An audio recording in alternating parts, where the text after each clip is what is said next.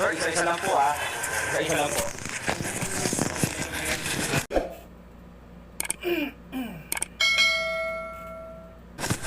Wala? First question. Sige. Ma'am, may findings na po yung doktor? Ano po sabi niya? Wala pa silang wala sinasabi yung doktor. Marami silang pinuha na dugo. And then, sinabi na lang sa doktor kasi yung may sakin. Pero sabi ng nanay ko kanina sa akin na yung kabayaan yung anak niya. And then, sabi ng nanay na nalibre sa hospital yung anak niya, hindi ko kabayaan na gano'n. So, kami ng tumulong sa amin doon. Kasi hindi namin alam kung nagagawin namin kasi hindi naman kami meron akong background sa healthcare, pero at that point, hindi ko na alam kung ano yung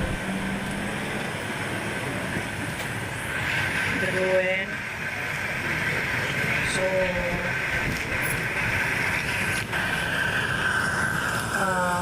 sabi namin, siya ng super tapos tulak, tapos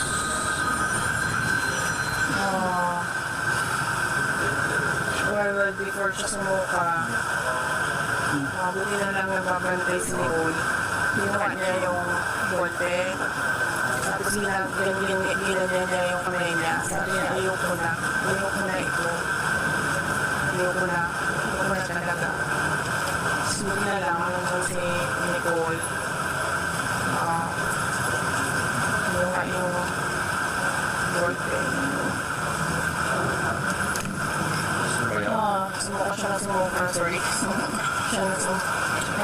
Malala ko lang yung suka and then hindi mo ako nakatingin. Kasi nasa cellphone ako, nagtatanong ako, nag-iisip ako kung sitawagan ko para tumulong sa kanya kasi ang galit naman nila sa akin, walang diba?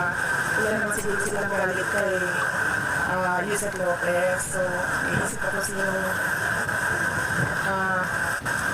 tutulungan at makakatulong. Tapos,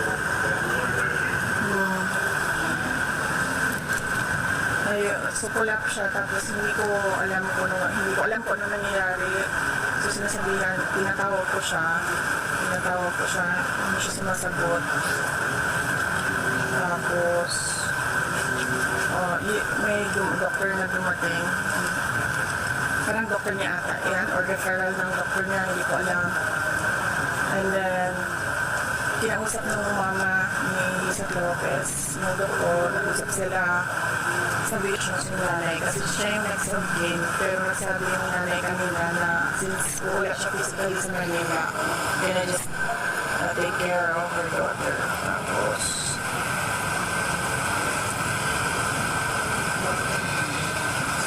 ano po sabi ng polis? Nakausap mo yung PNP regarding po sa incident? wala pa. But we really plan to file cases. Walang tumulong sa amin kanina. We did not know if it was a heart attack. We did namin alam kung anong nangyayari sa kanya. And then, humingi lang kami ng kung sabi ko, kahit sino na, doktor niyo, doktor namin, doktor na kung sino nandyan. Ibigay nyo na sa amin, wala talaga. Sa seatbox po ba dapat natin? Yun ang sabi ng next of kin. At yun lang sabi din ng lawyer. Masusunod yung next of kin. Matutuloy po ba ito palipat sa correctional? Hindi ko alam. Hindi ko na iniisip yan. Alam mo yung iniisip ko lang na baka mamatay siya. And kasalanan ko pa, namatay yung kasama ko sa Office of the Vice President kasi hinahabol. So, hindi na maisip yung correction na Sure ba yun? Ma'am, sa tingin nyo kanina po nagagaling kumanda, hindi kayo paalisin, hindi pa pasok yung ambulansya. Of course, sino ba yung nag-aangkin ng representatives? Di ba si Martin Romualdez lang naman? Anong sabi ni Joe Chua? Ni Congressman Joe Chua, kay Congressman Pulong Duterte, sundalo lang ako. Ano sabi ni Congressman Pulong Duterte sa kanya? Sundalo lang din ako. Pero pag isang sundalo nag-abuso, lalaban niyo isang sundalo. Next question. And you know what? Kasi sinasabi ng doctor na parang isettle na lang namin yung charges. Kung ano man yung charges. Martin Romualdez, ikaw magbayad ito lahat. Pag namatay ito, ikaw magbayad lahat. Kung ano ang gusto ng nanay, bes, ikaw magbayad lahat. Kasalanan mo ito. Kasi gusto mo magpresidente, hinahabol mo ako. Tigilan mo na yung ambisyon mo. Wala nga boboto sa'yo. Wala. Ano na po mangyayari katapos po nito? Itong plano nyo at anong hakbang ang gagawin nyo katapos po nito? Nandun yung dalawang lawyers. So, ano na ako, sabi ko, can I just think as a friend right now? Ayoko na mag-isip as a lawyer. So sinabihan ko silang dalawa doon, kayo na mag-isip as a lawyer. So initially, ang narinig ko, there's a case of robbery. Ninakaw yung cellphone ni Yusek Lopez, and cellphone ni Nicole. Ninakaw nila. Nila ibalik. Sabi ko, kakasuhan ko kayo ng robbery. So pag nanakaw, doon pa nila binalik. Nung sinabi ko sa kanila, nagnanakaw kayo ng cellphone. Hindi namin alam kung anong ginawa nila sa cellphone, di ba? Kung saan nila sinaksak yun, kinuha kung ano yung mga information doon sa cellphone. Hindi ba paglabag yan sa karapat ng isang tao to privacy ng cellphone nila? Humingi kami ng tulong kasi hindi namin alam kung ano gagawin doon sa loob. Walang tumamin. Wala. Alam niyo, kung ako lang yun mag-isa doon, kung wala akong mga security, wala akong mga escort, hindi namin alam kung ano gagawin namin. Buti na lang may mga lalaki. Kasi sila yung nagbuhat, sila yung nag-arrange kung paano makalabas. Wala talaga, nakatayo lang sila lahat doon. Meron pang mga naka-uniform lang kung anong uniform yun ng military police na tinatanong ko, sir, may sasakyan ba kayo? Sasakyan nyo na lang gamitin namin. Walang ambulansya dumadating. And then, they said na, wala kami sasakyan. Paano? Isip ko po, paano kayo nakabot dito? Naglakad kayo? Ganun yung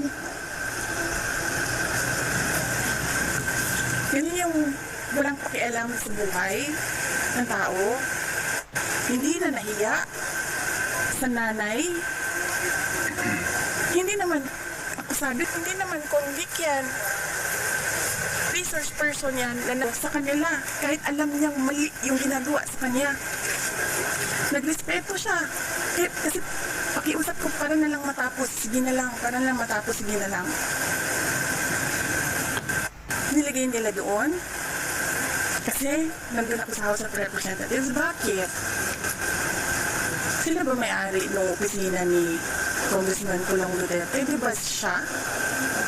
Dahil sa kanya inassign yung kwarto na yon. Kanina, nagko-cooperate pa ako, nagiging mabait pa ako, sinasabi ko austerity measures yung pagpatay nila ng kuryente. Hindi lahat ng tao doon nagsasabi sa house, hindi pinapatay ang kuryente. Pinapatay ang aircon. Pero ang kuryente hindi. Sa tingin ano pong magiging hakbang ngayon ng gobyerno matapos po itong nangyari? Kasi sabihin nila, kasi nandyan ka, so kailangan namin i-on ang aircon, kailangan namin i-on ang electricity. Ano ba sinabi ko? I-off ninyo. Sinabihan ko. Anong pangalan mo, general na yun? Sinabihan ko. Sabi ko, sir, hindi ko naman kailangan ng kuryente. Hindi ko kailangan ng aircon. Sa opisina ko, hindi ako nag-aircon. Ayaw ko ng aircon. And it turns out, nalaman ko, sira aircon sa opisina ni Kongkulon. So wala talagang aircon dun. Last two questions. Ma'am, magiging action ng gobyerno sa tingin, ano magiging hakbang ng gobyerno? Ay, wala na ako inasahan sa gobyerno na eh. Nakita mo, sir? Nakita mo kanina. Humihingi kami ng tulong. Walang tumutulong. Wala kayong maasahan sa gobyerno na ito. Wala kayong maasahan sa na ito. Saan kayo nakahanap mag-promise ng 20 pesos rice? Na, alam niyang hindi pwede. Huwag kayo umasa na magbabago ang buhay niyo. Kaganda ang Pilipinas dahil sa gobyerno na ito. Ma'am, kanina may po na hindi kayo pinalabas, di ba? Ano nagkumbinsi sa kanila na payagan na po kayong madala? Di, nagsabi na ako kasi wala ambulance. Nag-request kami ng ambulance. Si doktora nag-bring ambulance. Nag-request kami ng nag-request. Nandun na yung ambulance. I don't know gano'ng katagal. How many hours yung ambulance doon? 3 hours. Ang ambulance nasa gate. Wala pa naman nangyayari kanina eh. Walang nangyayari. Ang ginagawa lang niya, umiiyak siya, yes. Pero sinasabi lang namin na she fears for her life. Hindi na siya makaisip ng maayos. Tapos nung may nangyari na, hindi pa sila nakikinig sa tao.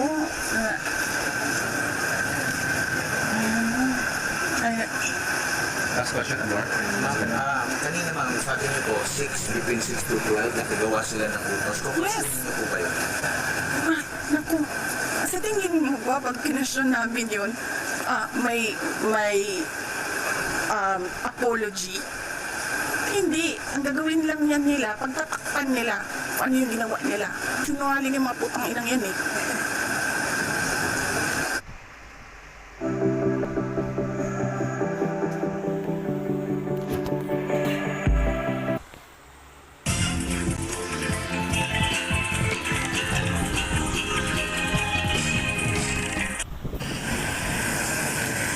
Pamilya na sinungaling yan. Yung lahat ng nasa Quadcom, yung lahat na nasa good governance, pamilya ng sinungaling yung mga putang. Hindi, it's nothing personal. Nothing personal, sinira niyo yung pangalan ko. Okay lang yan. Papatayin niyo yung kasama ko sa OVP. Putang ina, hindi na kami mag-cooperate na. Hindi kami magpapakulong sa inyo. Humingi kami ng tulong kanina, walang tumulong sa amin. Sabi na yung abogado kanina, bordering on homicide. Attempted homicide. Nagsasabi ako sa mga taong nakatayo doon. Sabi ko, ano ba inaantay natin? Antayin ba natin ito na mamatay bago tayo pumunta sa hospital? Kasi pag namatay, sabi ko, hindi ito sa hospital pupunta. Punerarya, porlon. Ang kinahangilan nato din Tanong. Message na lang po, ma'am. O meron kayong message sa taong bayan. Hopeless. Sabi ko, we are on the road to hell. This country will go nowhere. I'm telling you. Walang papupuntahan itong bayan na ito. Ilang ginagawa. Galing ako sa loob. Naging cabinet member ako. Wala silang ginagawa.